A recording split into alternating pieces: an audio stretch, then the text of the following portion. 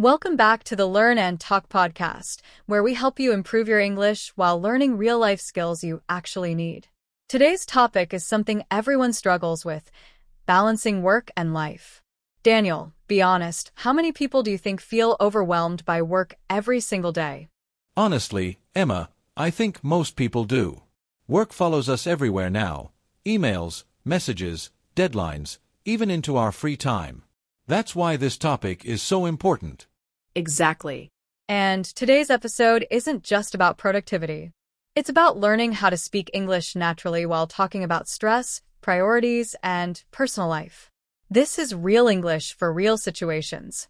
If you want to sound confident when talking about work-life balance in English, you're in the right place. We'll use modern phrases, useful grammar, and clear examples you can use immediately. Before we start, make sure you like this video and leave a comment. Tell us, do you feel your work controls your life, or do you control your time? Your comments help this channel grow and help more learners like you. Let's get started. Daniel, many people say they want a better work-life balance, but they don't really know what that means in practice.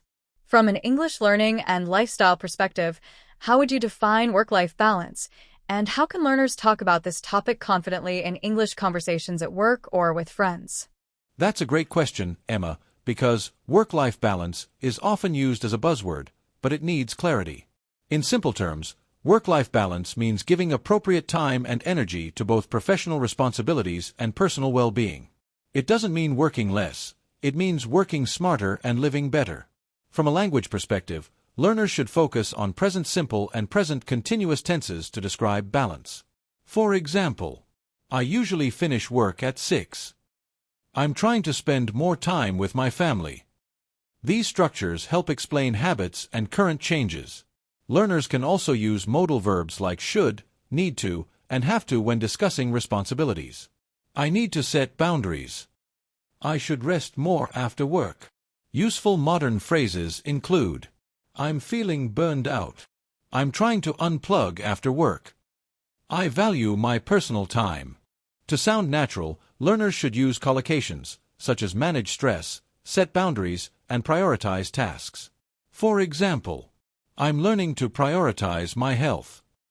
I set clear boundaries between work and home. Another key grammar point is contrast using conjunctions like but, however, and although. I enjoy my job, but I also need time for myself. Although I work long hours, I try to relax in the evening. In real conversations, balance is often discussed emotionally. That's why using softening expressions is helpful. I feel like I might be doing too much. I'm thinking about changing my routine. When learners combine these grammar tools with honest language, they don't just improve their English, they communicate confidently and authentically. Work-life balance becomes not only a lifestyle goal but also a powerful conversation topic in modern English. Daniel, many listeners work long hours and feel guilty when they rest. How can people create boundaries between work and personal life, and what English structures or phrases help them express those boundaries clearly without sounding rude or unprofessional? This is extremely common, Emma. Many people associate rest with laziness, but in reality, rest is productive. Creating boundaries starts with clear communication, and English learners need the right language tools to do that politely. One useful grammar area is polite requests using modal verbs such as can, could, and would. Could we discuss this tomorrow? Would it be okay if I logged off now? These forms soften the message and sound professional. Learners can also use time expressions to set limits. After working hours. During my personal time.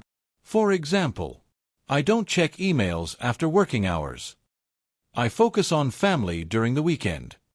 Another helpful structure is using reasons with because or since. I'm unavailable tonight because I need to rest. Since I've been working late, I'll log off earlier tomorrow. This makes boundaries sound logical rather than emotional. Learners should also practice assertive but respectful phrases, such as, I'm happy to help during work hours. I need to protect my personal time to stay effective. From a vocabulary perspective, words like overwhelmed, exhausted, and recharged are powerful and modern. Example: I feel overwhelmed when I don't disconnect. Rest helps me feel recharged. Finally, learners can use future forms to show commitment. I'm going to take evenings off. I'll focus on balance this month. By combining polite grammar, clear vocabulary, and confident tone, English learners can set boundaries respectfully. This improves not only their work-life balance but also their professional communication skills. Daniel, for people trying to improve their English while also balancing work and life, how can they realistically include English practice in their daily routine without adding more stress? This is a perfect final question, Emma, because learning English should support life, not complicate it. The key is integration, not addition. Learners don't need extra hours, they need smarter habits.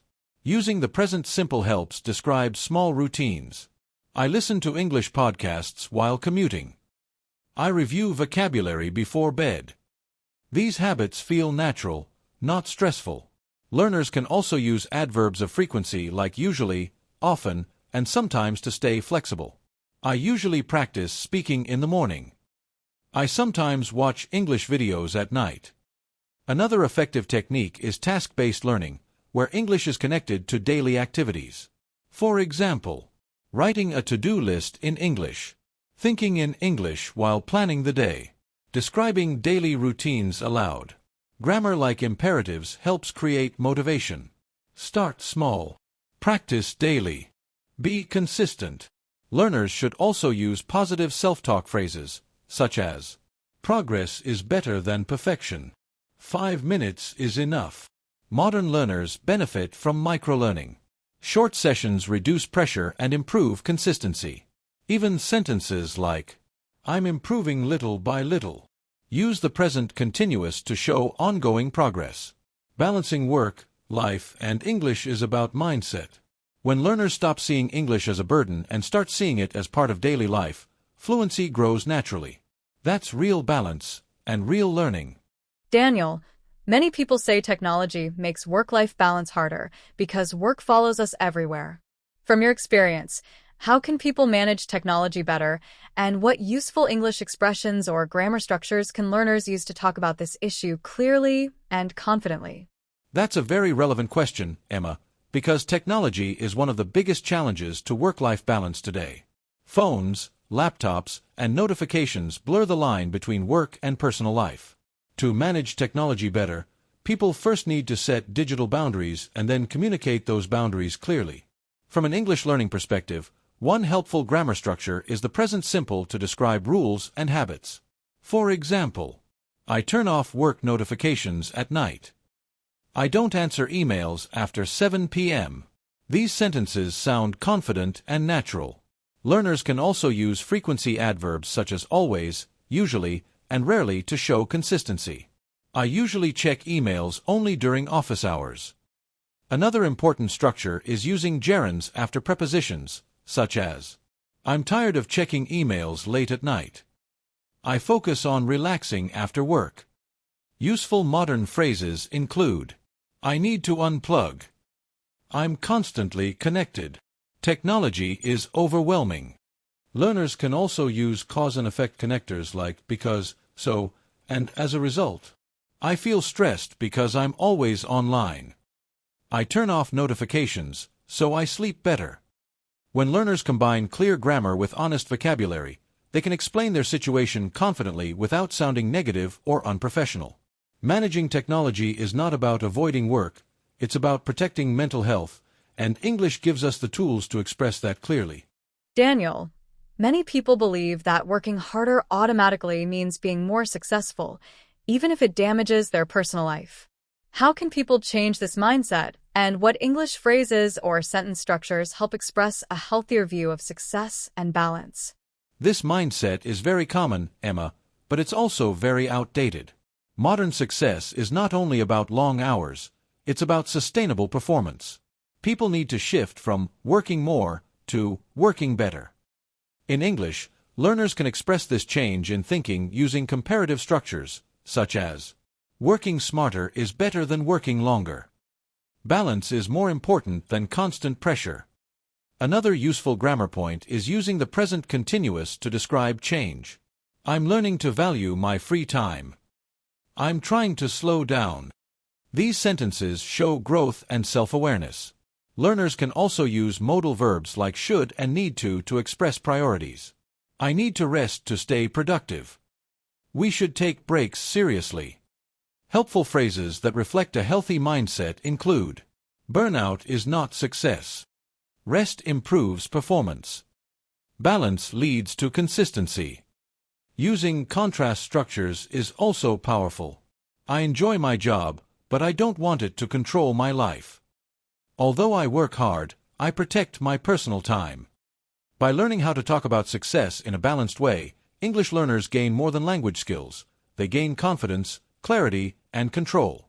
True success is long-term, and English helps us express that modern perspective clearly and professionally.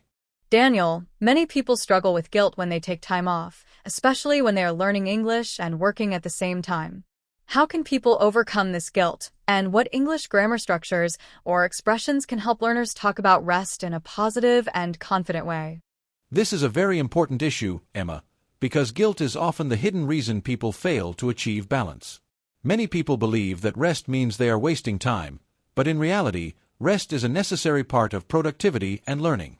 From a grammar perspective, learners can use reframing language with the present simple to normalize rest as a habit, not a weakness.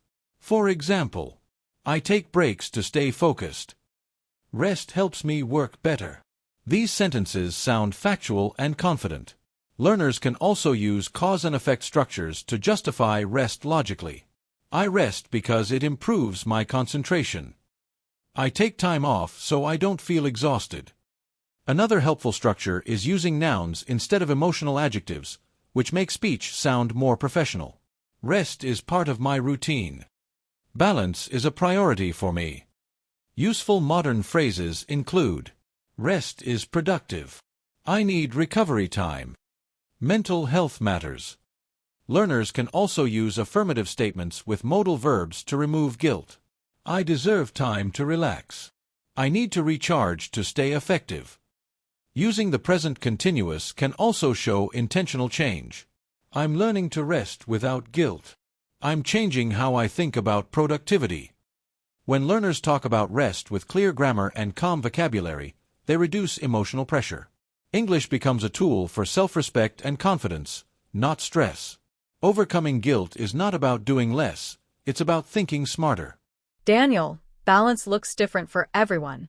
How can people create a personal definition of work-life balance? And what English sentence patterns help learners explain their own lifestyle choices clearly and naturally? You're absolutely right, Emma. Balance is personal. There is no single rule that works for everyone. Some people prefer structured schedules, while others need flexibility. The key is understanding your values and communicating them clearly. In English, learners can use personalized statements with I to express ownership of their choices. For example, I work best when I have clear boundaries. I value flexibility more than rigid schedules. These sentences use the present simple to describe personal truths. Learners can also use relative clauses to add detail. Balance is something that changes over time. I have a routine that supports my lifestyle. Another useful grammar structure is using time expressions to explain rhythm. During the week, I focus on work. On weekends, I prioritize rest. Helpful phrases for natural conversation include: this works for me. I found my own rhythm. I adjust my routine when needed. Learners can also use conditional sentences to show flexibility. If I feel overwhelmed, I slow down. If work becomes stressful, I take a break. Using contrast words helps explain balance clearly. I'm ambitious, but I also value peace. I work hard, however, I protect my personal time. When learners can explain their balance confidently, they sound mature, modern, and fluent. English becomes a way to express identity, not just information. Balance starts with understanding yourself, and language helps you share that understanding with the world. Today's conversation reminds us that work-life balance is not about perfection, it's about awareness and choice. We talked about setting boundaries, managing technology, letting go of guilt, and redefining success in a healthier way. These are challenges everyone faces, no matter where they live or what language they speak. Exactly, Emma. Balance is not something you achieve once and forget. It's something you adjust continuously as your life changes. The important thing is learning how to communicate your needs clearly, both in your personal life and in English. And that's what this podcast is really about. Learning English should support your life, not add pressure to it. By using simple grammar, modern phrases, and real-life examples, you can talk about work, stress, rest, and priorities with confidence. Remember, progress is more important than perfection. Small changes in how you work, rest, and speak English can lead to big improvements over time. If you found today's episode helpful, don't forget to like this video, leave a comment, and share your experience with us. We'd love to hear how you balance work and life. Thanks for listening to the Learn and Talk podcast. Keep learning, keep growing, and take care of yourself.